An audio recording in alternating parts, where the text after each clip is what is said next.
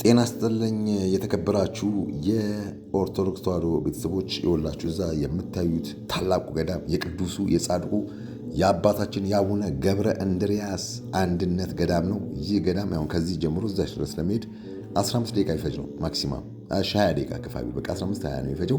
ስንወጣ ተራራውን ማክሲማም 30 ደቂቃ ነው የሚፈጀው። የት ነው የአቡነ ገብረ እንድርያስ ገዳም ካላችሁ በደቡብ ወሎ ሀገረ ስብከት የሚገኘው ወግዲ ወረዳ የሚገኝ ታላቅ ገዳም ነው። ከአዲስ አበባ ስንት ኪሎ ሜትር ይሆናል ካላችሁ 639 ኪሎ ሜትር አካባቢ ይሆናል። እንዴት አድርገን እንምጣ ካላችሁ ከአዲስ አበባ ወሎ ትመጣላችሁ። ከደሴ ቀጥታ ወግዲ ያለ ግን ከደሴ አቧሪት የሚባል መገንጠያ ወደ ሳይንት አጅባር መሄጃ ማለት ወደ ተልባ መሄጃ አለ። እሱ መገንጠታችሁ አቧሬ ጋር አቧሪት ነው የሚሉት።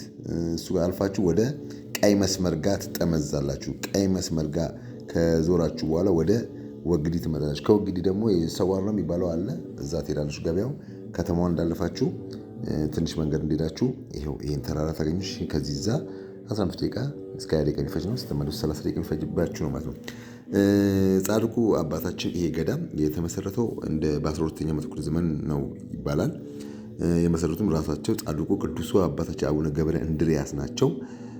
ብዙ ቃል ኪዳን ተቀብለዋል። እዚህ ቦታን የረገጠ ቦታ ጋር መጥቶ የረገጠ 100 ትውልድ እምርልሃለሁ ብለው በገድላቸው ተጽፏል።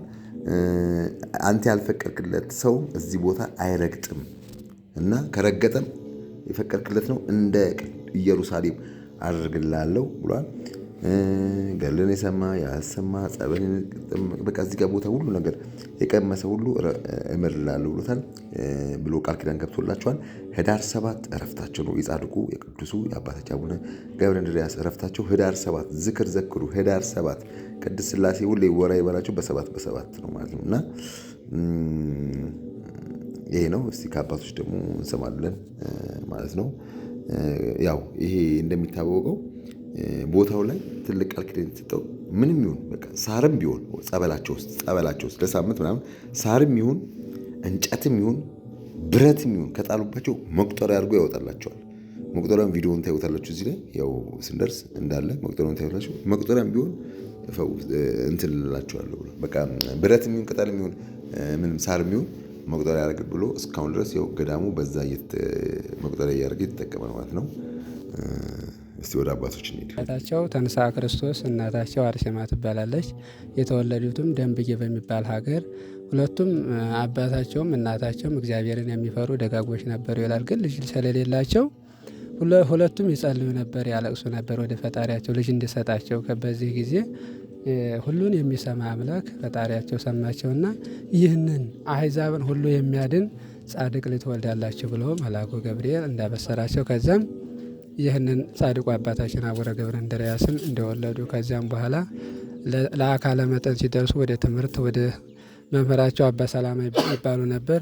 በሳቸው ሲማሩ ኖረው ከተማሩ በኋላ ትምህርታቸውን ከጨረሱ በኋላ ወደ ትዳር ገብተዋል። ትዳር ሲገቡ አባታቸውም እናታቸውም አይተው በትዳር ኑሮ ሲኖሩ ሁለቱም 5 ወንድ ልጆችና ከዚያም በላይ ሴቶች ልጆችንም ወልደው ነበረ።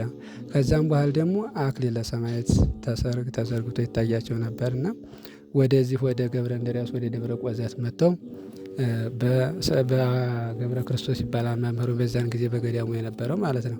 ገብረ ክርስቶስ ይባሉ ነበር በዛ በገዳሙ የነበሩት። በእሳቸው እጅ መንኩሰው እስካሁን ባለው ሕይወታቸው በዛ ደብረ ቆዘት በሚባል ገዳም ነበር የነበረው ማለት ነው።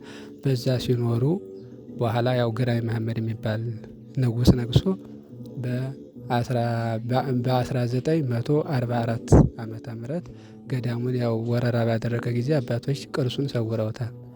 ወይንም እንደጠፋም አይቆጠርም። ያው አባቶች እንደሰወሩት ነው የምናውቀው በታሪክ ማለት ነው።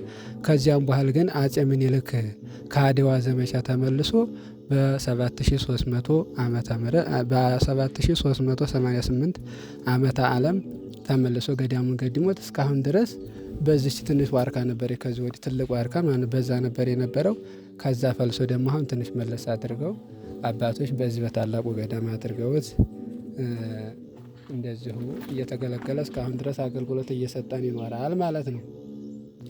ከዚህም በተረፈ ቃል ኪዳናቸው ደግሞ እስከ 100 ትውልድ ድረስ እምርልሃለሁ ብሎ ቃል ኪዳን ሰጥቷቸዋል። በዛ ታላቅ ወንዝ ነበረ እሳቸው የሚጸልዩበት መቁጠሪያ የሚሰራ በኢትዮጵያ በሀገራችን የሌለ ትልቅ ታሪክ ማለት ነው። ለአባታችን የተሰጣቸው ቃል ኪዳን ትልቅ ነው። በዚህ ቦታ ላይ መጥቶ በቦታ የረገጠ እንዳውም የሚላቸው ቃል ኪዳናቸው የማልምረውን ሰው በቦታ አላስረግጠውም ይላቸዋል። ለእሳቸው ቃል ኪዳን የተሰጣቸው እስከ 100 ትውልድ እምርልሃለሁ ብሏቸዋል። እና ደግሞ ይህ ድንጋይ ታላቁ ድንጋይ አባታችን ገብረ እንድርያስ ወደ ኢየሩሳሌም ሲሄዱ ስጋ ወደሙ ለመቀበል እንደ ሰረገላ ይጠቀሙት ነበር። ዋርካውን እንደ ጥላ እየተጠቀሙ እስከዚህን ያህል ትውልድ ተላልፎ እዚህ ሰዓት ደርሷል ማለት ነው። አባቶች ቃል ኪዳን ውስጥ እስከ 100 ትውልድ ብየዋለሁ ተብሏል ብየዋለሁ። ድንቅ ነው። ግን ኢትዮጵያዊ ናቸው።